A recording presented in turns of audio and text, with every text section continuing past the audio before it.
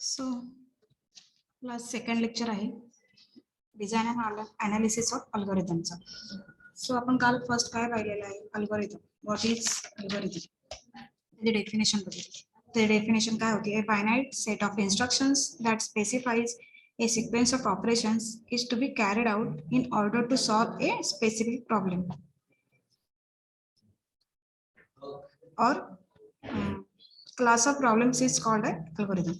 म्हणजे आपण काय बघितलेलं, आपल्याला जर एखादा पर्टिक्युलर प्रॉब्लेम दिलेला असेल तर आपल्याला त्याचं स्टेप बाय स्टेप आपण त्याचं अनालिसिस कसं करणार आहोत. म्हणजे त्याच्यामध्ये आपल्याला मेन पार्ट असणार आहे डिझाईन थ्रू आपल्याला त्यातून अल्गोरिथम फाइंड आउट करायचे. म्हणजे सेट ऑफ इन्स्ट्रक्शन्स, जेवढ्या इन्स्ट्रक्शन्स आहेत जेवढे आपल्याला ऑपरेशन्स परफॉर्म करायचे आहेत, हे सर्व आपण अल्गोरिथम मध्ये करत असतो. त्याच्यामध्ये आपण एक्झाम्पल बघितलं. म्हणजे जर आपल्याला एखादा प्रॉब्लेम दिलेला आहे ऍडिशनचा, तर आपण त्याच्यामध्ये काय करणार, दोन व्हेरिएबल घेणार, ते रीड करणार. म्हणजे समजा S1 घेतलं, S2 घेतलं, हे रीड केले आपण. त्याच्यानंतर मग आपण त्या फॉर्म्युला यूज करणार. म्हणजे त्याच्या ऍक्च्युअल ऍडिशन फॉर्म्युला यूज करून आपण त्याचे ऍडिशन करणार. मग आपण स्टेप थर्डला काय बघितलेलं की A+B आपण तो फॉर्म्युला यूज केला. आणि नंतर मग स्टेप 4 ला काय केलं, आपण ते प्रिंट केली. जी व्हॅल्यू येणार आहे ती आपण ती प्रिंट केलेली होती. आपण हे अल्गोरिथम मध्ये बघितलं. आणि त्याचे कॅरेक्टरिस्टिक्स काय होते, तर it should be finite set of instructions and each instruction should have finite time to get executed.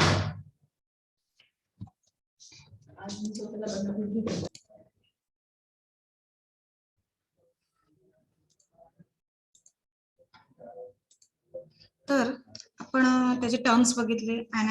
Analysis of design analysis and algorithm, या टर्म्स काय आहेत त्या समजून घेतलेल्या आहे, कारण आपल्या सब्जेक्टच्या रिलेटेड त्या टर्म आहेत.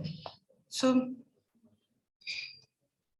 म्हणजे आपण एखादा प्रॉब्लेम सॉल्व्ह करतो, त्या प्रॉब्लेम सॉल्व्ह करण्यासाठी तुम्ही काय करता, अल्गोरिथम बनवता. तिथे डिझाईनचं कन्सेप्ट येणार. म्हणजे ते कसं प्रॉब्लेम सॉल्व्ह करण्यासाठी त्याचं डिझाईन पण तेवढंच मॅटर करतं. कोणत्या मेथड यूज कराव्या लागतात, कोणते इन्स्ट्रक्शन्स आपल्याला तिथे फॉलो करायला लागतात, कोणते टेक्निक्स तिथे इम्प्लिमेंट करावे लागतात, हे आपल्याला डिझाईन मध्ये येतं. अनालिसिस बघितलं, तसंच अनालिसिस मध्ये काय होतं, ऍक्च्युअल त्याला स्पेस आणि टाइम किती लागणार आहे, म्हणजे त्याचं परफॉर्मन्स कसं असणार आहे, हे आपण अनालिसिस मध्ये बघितलं. आणि स्पेस म्हणजे काय, स्पेस त्याचे दोन टर्म्स बघितले आपण, स्पेस आणि टाइम.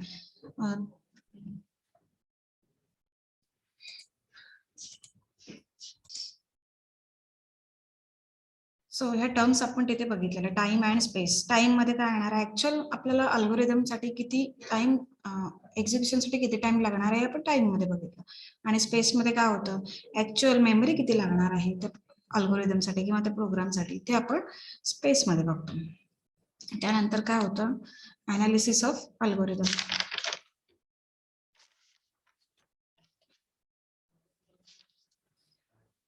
त्याच्यामध्ये बघितलं, आपल्याला एखादा जर प्रॉब्लेम दिला असेल तर ते प्रॉब्लेम कसं आपण त्याला कोणत्या स्टेप मध्ये आपण ते फॉलो करणार आहोत, त्याचं अल्गोरिथम बघणार. अल्गोरिथम असेल तर ऍक्च्युअल अल्गोरिथम तिथे आपण फाइंड आउट करणार आहोत त्याच्यानंतर आपण त्याचं ऍक्च्युअल कोडिंग करणार आहोत. ऍक्च्युअल कोडिंग काय असेल ते बघणार आहोत तिथे. नेक्स्ट असणार आहे आपलं, त्याचे काही एरर्स असतील ते आपल्याला एरर्स फाइंड आउट करून ते कंपायलेशन प्रोसेस मध्ये आपण टाकणार. म्हणजे कंपाईल करताना आपल्याला कोणत्या एरर्स असतील ते आपल्याला फाइंड आउट करून तिथे आपल्याला एरर्स फाइंड आउट केले जाणार आहेत. आणि मग आपलं प्रोग्राम ऍक्च्युअल आहे ते आउटपुट देऊन एक्झिक्यूट करणार आहोत. हे आपण बघितलं कालच्या लेक्चरला. आपला आजचं सेकंड लेक्चरला बघायचं आपल्याला types of complexity.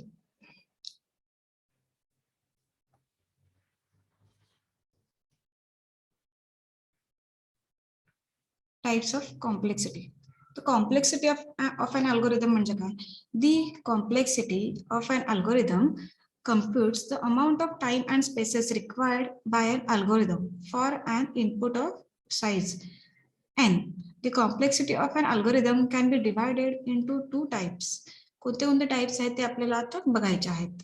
First is time complexity and second is space complexity. तर टाइम कॉम्प्लेक्सिटी मध्ये काय, the time needed by an algorithm expressed as a function of the size of a problem is called the time complexity of the algorithm. The time complexity of a program is the amount of computer time it needs to run to completion. The limiting behavior of the complexity as size increases is called the asymptotic time complexity. It is the asymptotic complexity of an algorithm which ultimately determines the size of problems that can be solved by the algorithm. म्हणजे काय time complexity म्हणजे काय? आपण जर एखादं algorithm केलेलं आहे, एखाद्या प्रोग्रामसाठी आपण अल्गोरिदम केलेला आहे, म्हणजे एखादा प्रॉब्लेम आपल्याला दिलेला आहे ते सॉल्व्ह करण्यासाठी आपण एखादं अल्गोरिदम तयार करतो. तर ते प्रॉब्लेम सॉल्व्ह करण्यासाठी किती टाइम लागणार आहे, ते प्रॉब्लेम आपल्याला ऍक्च्युअल मध्ये प्रॉब्लेम सॉल्व्ह करण्यासाठी त्याला टाइम किती लागणार आहे किंवा किती स्टेप्स कराव्या लागणार आहेत, याला काय म्हणायचं टाइम कॉम्प्लेक्सिटी. म्हणजे टाइम कॉम्प्लेक्सिटी मध्ये काय येतंय, आपल्याला अल्गोरिदम तयार करताना त्याच्या स्टेप्स किंवा त्याचं टाइम हे किती लागणार आहे हे टाइम कॉम्प्लेक्सिटी मध्ये येतं. आणि त्याचं फॉर्म्युला काय आहे, त्याचा फॉर्म्युला आहे T of P is equal to C plus TP instance. आता हे टी म्हणजे काय, टी म्हणजे टाइम कॉम्प्लेक्सिटी. टी म्हणजे काय इथे टाइम कॉम्प्लेक्सिटी. इथे पी म्हणजे हे पी आहे ते प्रोग्राम आहे, पी म्हणजे प्रोग्राम. हा आणि सी आहे ते कंपाईल टाइम, त्याचं कंपाईल टाइम काय असणार आहे ते. आणि हे टीपी आहे, टीपी म्हणजे टीपी म्हणजे असणार आहे आपलं रन टाइम. ऍक्च्युअल टाइम किती लागणार आहे आपल्याला प्रोग्राम रन करण्यासाठी ते टीपी मध्ये आहे. तर आता फॉर्म्युला बघायचं म्हटलं तर कोणताही प्रोग्राम रन करण्यापूर्वी आपण ते कंपाईल करतो. म्हणजे त्या कंपायलेशन मध्ये जेवढं टाइम लागलेला आहे त्याला काय म्हणायचं कंपाईल टाइम. कंपाईल टाइम म्हणजे काय, जो तुम्हाला प्रोग्राम रन करण्यासाठी टाइम लागतो, एरर पहिले फाइंड आउट करायला लागतात कंपायलेशन मध्ये, तर तो जेवढा टाइम लागणार आहे त्याला काय म्हणायचं कंपाईल टाइम म्हणजे सी. आणि टी म्हणजे काय, टी म्हणजे टाइम कॉम्प्लेक्सिटी. तर टाइम कॉम्प्लेक्सिटी म्हणजे आपण बघितलं, आपल्याला प्रॉब्लेम सॉल्व्ह करण्यासाठी आपल्याला जेवढा टाइम लागतो ते टाइम कॉम्प्लेक्सिटी. पी म्हणजे प्रोग्राम, आपला जो प्रोग्राम आहे तो. आणि टीपी टीपी इन्स्टन्स म्हणजे त्याचं रन टाइम, म्हणजे तुमचा प्रोग्राम रन करण्यासाठी किती टाइम लागतो ते त्याच्यामध्ये येणार आहे रन टाइम. म्हणजे कंपायलेशन नंतर टीपी म्हणजे काय आपल्याला आहे रन टाइम. म्हणजे कंपायलेशन नंतर ऍक्च्युअल कोड आपल्याला एक्झिक्यूट करावा लागतो. कंपायलेशन झाल्याच्या नंतर म्हणजे ज्याच्यावर एरर्स वगैरे आपल्याला फाइंड आउट केल्यानंतर आपल्याला ऍक्च्युअल त्याचं कोड एक्झिक्यूट करावा लागतो. विदाउट म्हणजे एरर नसलेला कोड आपण एक्झिक्यूट करतो, ते करण्यासाठी जो टाइम लागतो त्याला काय म्हणायचं रन टाइम. म्हणजे टीपी म्हणजे काय आहे आपलं रन टाइम. ते रन टाइम म्हणजे टीपी हे आपल्याला ऍक्च्युअल कोड एक्झिक्यूट करण्यासाठी लागणारा टाइम. ओके, हे म्हणजे कसं आता तुमचं प्रोग्रामवर डिपेंड करते, तुमचं प्रोग्राम केवढा लेंदी आहे, त्याचा अल्गोरिदम केवढा आहे त्याच्यावरती तुमचं ते रन टाइम ठरणार आहे. म्हणजे हे तुमचं व्हेरिएबल म्हणजे व्हॅरी होत राहणार, किंवा इन्क्रीज होईल अदरवाईज डिक्रीज होईल. म्हणजे जसं तुमच्या स्टेप्स असेल त्याच्यावरून तुमचा रन टाइम ठरणार आहे.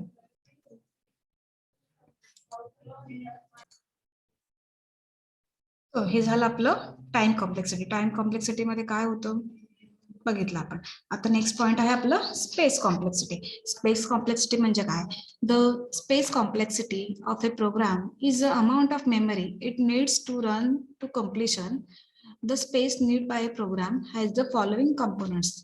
म्हणजे आपण जेवढ्या तिथे स्टेप्स फॉलो केलेल्या आहेत, जेवढ्या स्पेस आपण त्या प्रोग्रामसाठी स्टेप्स वापरलेल्या आहेत त्याला एक्झॅक्ट किती स्पेस लागते हे स्पेस कॉम्प्लेक्सिटी मध्ये येतं. तर फर्स्ट आहे instruction space. Instruction space is the space needed to store the compiled version of the program instructions. म्हणजे तुम्ही ज्या इन्स्ट्रक्शन तुम्ही प्रोग्राम मध्ये केलेल्या असतात त्याच्यासाठी किती स्पेस लागतं हे इन्स्ट्रक्शन स्पेस मध्ये येणार. नेक्स्ट आहे data space. Data space is the space needed to store all constants and variables value. Data space has two components. म्हणजे आपण डेटा जे व्हेरिएबल्स आपण तिथून घेणार आहोत, ज्या व्हॅल्यू घेणार आहोत त्याच्यासाठी पर्टिक्युलर आपण एक व्हेरिएबल यूज करतो. त्या व्हेरिएबलच्या व्हॅल्यूज स्टोअर करण्यासाठी आपल्याला जेवढा स्पेस लागतो तो डेटा स्पेस मध्ये येणार आहे. And data space has two components. त्याचे कंपोनेंट्स कोणते आहे, काय आहे? Space needed by constant and simple variable in programs. म्हणजे जे आपण व्हेरिएबल्स घेतो, सिम्पल व्हेरिएबल्स घेतो, त्याचे व्हॅल्यू आपल्याला असाइन करायला लागतात, त्यासाठी आपण व्हेरिएबल्स घेतो, किंवा कॉन्स्टंट जे व्हॅल्यू कॉन्स्टंट्स आहेत ते कॉन्स्टंट्स आणि व्हेरिएबल्स हे जे प्रोग्राम आपण इन्क्लूड केलेलं असतं त्याच्यासाठी किती स्पेस गरजेचे आहे, म्हणजे स्पेस नीड आहे त्याला,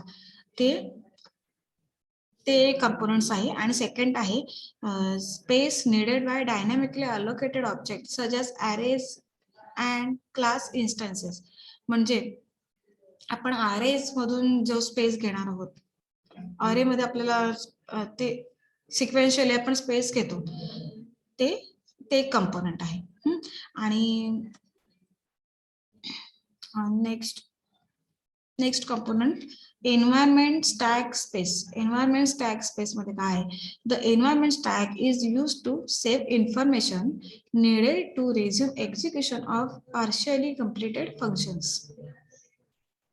आपण याच्यामध्ये स्पेस लागतं, म्हणजे स्टॅक साठी वेगळा स्पेस लागतो, अरे साठी वेगळी स्पेस लागते, म्हणजे तेवढी त्याची पर्टिक्युलर ठरलेली स्पेस असते, तेवढं ते ऍक्वायर करतो.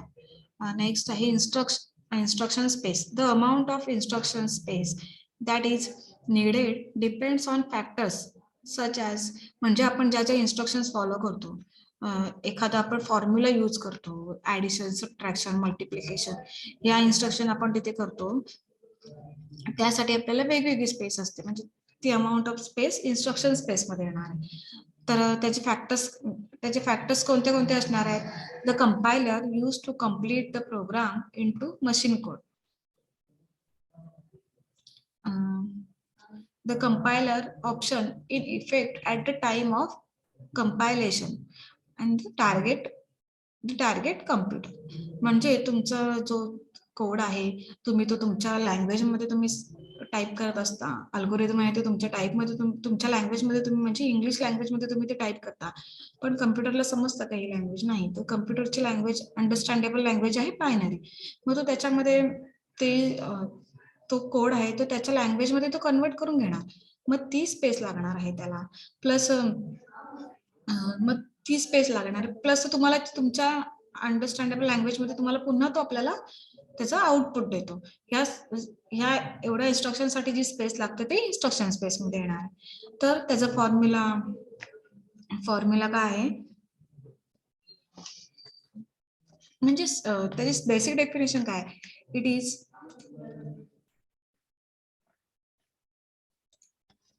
त्याची बेसिक डेफिनेशन काय आहे? It is defined as the amount of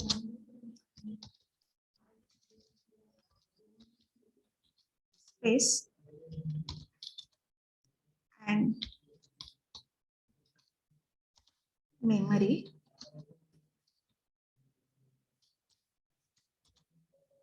required by an algorithm to solve the problem. Space complexity आपण बघितलं, त्याची बेसिक डेफिनेशन काय?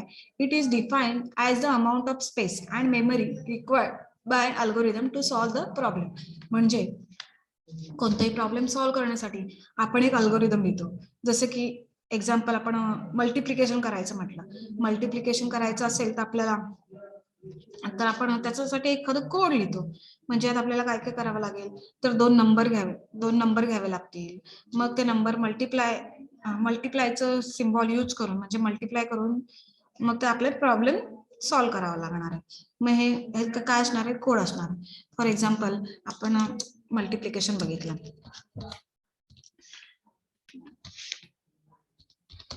मल्टिप्लिकेशनचा प्रॉब्लेम आपल्याला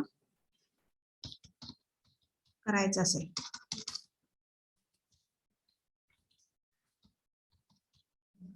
आपल्याला दोन नंबर्स घ्यावे लागतील, ए व्हॅल्यूज त्याच्यामध्ये टाकायला लागतील, बी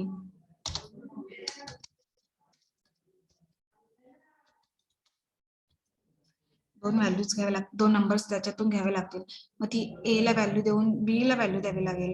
म्हणजे असे 2 नंबर आपण घेतले, त्याच्यामध्ये व्हॅल्यूज टाकणार, म्हणजे ऍक्च्युअल आपल्याला कोडिंग करावं लागणार. मग तिथे आपल्याला तिथे सिम्बॉल त्याचं काय असणार आहे मल्टिप्लिकेशनचं, ए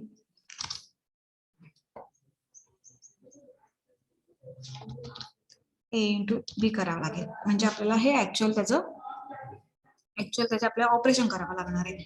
इन्स्ट्रक्शन तिथे द्यावी लागणार आहे की ए इंटू बी. मग हे आपल्याला त्यासाठी आपल्याला प्रॉब्लेम हे करावं लागणार आहे, म्हणजे अल्गोरिदम करावं लागणार आहे, कोडिंग करावं लागणार आहे. आपण हे कोड असणार आहे, आपला एक टास्क परफॉर्म करणार. मग त्यासाठी आपल्याला मल्टिप्लिकेशनचा टास्क परफॉर्म करण्यासाठी, तर प्रॉब्लेम सॉल्व्ह करण्यासाठी जी स्पेस लागणार आहे, म्हणजे आता व्हेरिएबल ए घेतला, व्हेरिएबल बी घेतला, याच्यासाठी जी स्पेस लागणार आहे ना, ते आपल्याला ती स्पेस म्हणजे आपल्याला त्या प्रोग्राम मध्ये लागणारी स्पेस ही कशामध्ये येते आपल्या स्पेस कॉम्प्लेक्सिटी मध्ये. म्हणजे इनपुट साठी ते स्टोअर करणार, मग त्यांना मल्टिप्लाय करणार. आपण हे 2 व्हेरिएबल घेतले ए आणि बी, हे इनपुट साठी घेतले. मग त्याचा आपण फॉर्म्युला घेतला, ए प्लस बी केलेला आहे. मग ती व्हॅल्यू येणार, ती व्हॅल्यू आपण कुठेतरी स्टोअर करणार, म्हणजे एखादं अजून व्हेरिएबल घेऊन ती स्टोअर केली जाणार. मग त्यानंतर ती व्हॅल्यू आपण डिस्प्ले करणार, म्हणजे डिस्प्ले करणार मीन्स त्याचं आउटपुट देणार. मग या सर्व ज्या व्हॅल्यू येणार आहेत, ह्या व्हॅल्यू येणार आहेत, ते आपण स्टोअर कुठेतरी करतोय, कुठेतरी स्टोअर करावे लागणार आहेत, त्यामुळे आपल्याला ते आउटपुट देणार आहे ते. मग ह्या व्हॅल्यूसाठी जी स्पेस लागते त्यालाच काय म्हणायचं, स्पेस कॉम्प्लेक्सिटी. त्यालाच काय म्हणायचं, स्पेस कॉम्प्लेक्सिटी. म्हणजे टास्क परफॉर्म करण्यासाठी आपण अल्गोरिदम बनवलाय, त्याला करण्यासाठी किती मेमरी लागणार आहे, किती स्पेस लागणार आहे, या स्पेसला काय म्हणणार आपण, स्पेस कॉम्प्लेक्सिटी. तर आता आपण म्हणजे एखादं पर्टिक्युलर अल्गोरिदम आपण परफॉर्म करतोय, एखादं पर्टिक्युलर प्रोग्राम अल्गोरिदम आपण परफॉर्म करतोय, त्याला ते स्पेस यूज करतोय, त्याला आपण म्हणणार स्पेस कॉम्प्लेक्सिटी. त्याचा फॉर्म्युला आहे, त्याचा फॉर्म्युला काय, S of P is equal to C plus S P instance. S काय आपलं, space complexity of program P. P काय आहे आपलं, हे प्रोग्राम, आणि एस म्हणजे आपलं काय आहे, space complexity of program P. इथे सी आहे, सी म्हणजे काय आहे आपलं कॉन्स्टंट, आणि एसपी म्हणजे एसपी इन्स्टन्स म्हणजे व्हेरिएबल पार्ट आहे. मग याच्यामध्ये काय येणार आहे, हे स्पेस कॉम्प्लेक्सिटी ऑफ प्रोग्राम, म्हणजे स्पेस कॉम्प्लेक्सिटी ऑफ प्रोग्राम मध्ये स्पेस किती लागणार आहे ते, आणि सी म्हणजे सी कॉन्स्टंट पार्ट आहे, फिक्स पार्ट आहे, ते हे फिक्स पार्ट आहे, ते काय चेंज होणार नाही. म्हणजे काही टास्क असणार आहेत ना, त्याची जेवढी स्पेस लागणार आहे ती तेवढीच लागणार. ओके, म्हणजे आपल्याला पूर्ण कोडला स्टोअर करण्यासाठी जी स्पेस लागणार आहे, पूर्ण कोडला आपल्याला स्टोअर करण्यासाठी जी स्पेस लागणार आहे, तो फिक्स पार्ट होणार आहे. ते फिक्स पार्ट कशामध्ये कन्वर्ट होणार, सी मध्ये, म्हणजे कॉन्स्टंट व्हॅल्यू राहणार ती. आणि एसपी इन्स्टन्स म्हणजे काय, एसपी इन्स्टन्स हे व्हेरिएबल पार्ट आहेत, म्हणजे आपण ज्या व्हॅल्यू आपण इनपुट करतो, आपण व्हॅल्यू घेतो, ए बी च्या व्हॅल्यू घेतो, ह्या कशा आपण आपल्या थ्रू घेणार आहोत, म्हणजे युजर थ्रू घेणार आहोत. मग त्या म्हणजे त्या चेंज होत राहणार, त्या व्हॅल्यू काय चेंज होत राहणार. म्हणजे आणि मग त्यांचं मल्टिप्लिकेशन असणार, ऍक्च्युअल मल्टिप्लिकेशन जे असणार आहे टाइम, आता आपण एक्झाम्पल बघितलं मल्टिप्लिकेशन, त्याचं जे टाइम असणार आहे ते सुद्धा चेंज होत राहणार आहे. ओके, हे आहे आपलं स्पेस कॉम्प्लेक्सिटी.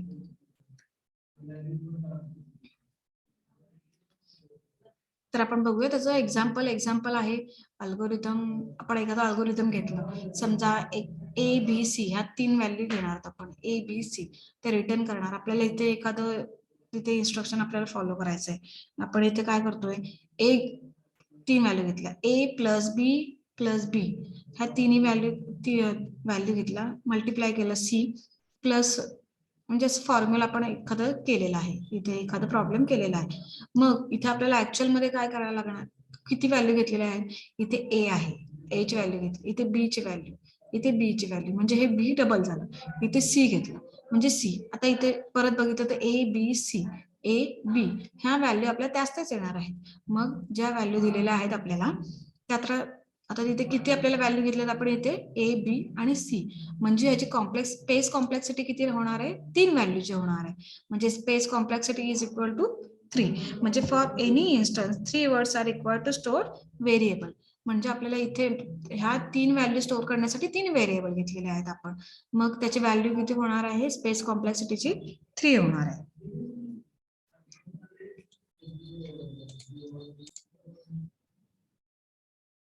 बघितलं आपण time complexity and space complexity.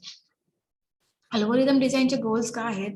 The 3 basic design goals that one should strive for in a program are to try to save time, try to save space, and try to save face. हे त्याचे 3 goals असणार आहेत. म्हणजे आपल्याला time तिथे save होईल, आपला algorithm जर यूज केलं तर, अल्गोरिदम थ्रू डिझाईन केलं तर आपल्याला तिथे टाइम आपला सेव्ह होणार आहे, स्पेस सेव्ह होणार आहे. A program that runs faster is a better program. To saving time is an obvious goal. Likewise, a program that saves space over a competing program is considered desirable.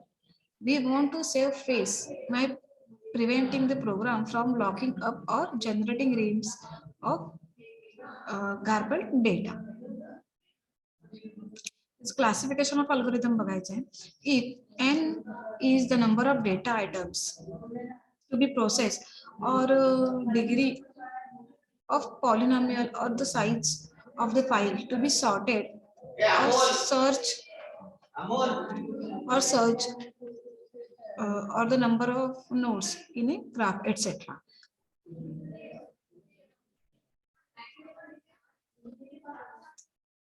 Next, first next instructions of most programs are executed once or at most only a few times. If all the instructions of a program have this property, we say that its running time is a constant. When the running time of a program is logarithmic, the program gets slightly slower as n grows. This running time commonly occurs in programs that solve a big problem by transforming it into a smaller problem, cutting the size by some constant fractions. When n is a million, log n is a double. Whenever n doubles, log n increases by constant, but log n does not double until n increases to n square. n म्हणजे काय? When the running time of a program is linear, it is generally the case that a small amount of processing is done on each input elements. This is the optimal situation for an algorithm that must process and inputs. N log n म्हणजे काय? This running time arises for algorithm that solve a problem by breaking it up into smaller sub-problems, solving them independently, and then combining the solutions. When n doubles, the running time more than doubles. N square मध्ये काय? When the running time of an algorithm is quadratic, it is practical for use only on relatively small problems. So quadratic running times typically arises in algorithm that process all pairs of data items, perhaps in double nested loop. Whenever n doubles, the running time increases fourfold. And next, similarly, an algorithm that processes triple of data items has a cubic running time, and it's practical for use only on small problems. Whenever n doubles, the running time increases 8 folds to n. Few algorithms with exponential running time are likely to be appropriate for practical use. Such algorithms arise naturally as brute force solution to problems. Whenever n doubles, the running time squares. So complexity of algorithms काय आहे?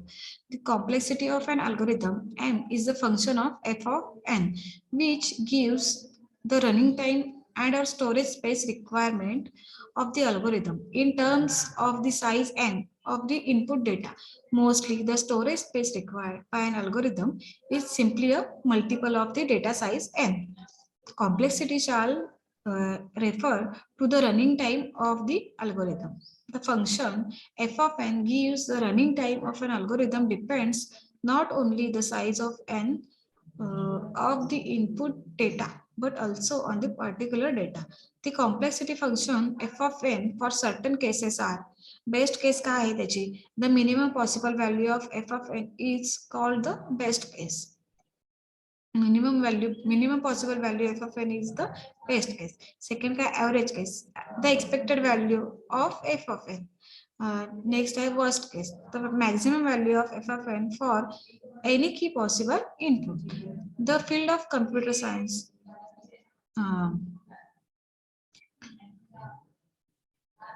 So हे झालेलं आपलं time complexity and space complexity. Okay